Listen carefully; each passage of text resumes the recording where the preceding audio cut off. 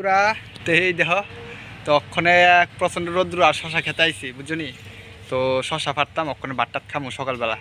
তো এইদিকে আই বসছে শশা খেতে, ওইদিকে একটা শশা দেখছনি কত বড় হয়ে রয়েছে। আবার এইদিকে গাছের ভিতরে করা আছে, এই দেহ ইডো একটা আছে, আর বড় ওই দেহ বড় আরেকটা আছে। তো দেখছনি তো ওইডি পারুম ও করে এই তো ফাইরা লাইতেছি কইতে কইতে। তো ফাইরা লাইলাম এটা একটা, এখানে একটা লই আর একটা ফাইরা লই।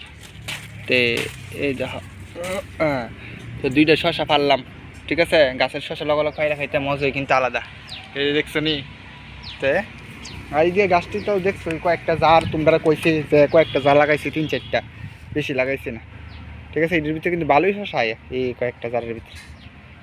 বন্ধুরা তো শশা কাটা খাইবা তাড়াতাড়ি আই ফরো, ঠিক আছে। টাটা, দেখা যাচ্ছে নেক্সট ব্লগে।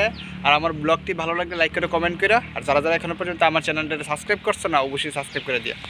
টাটা।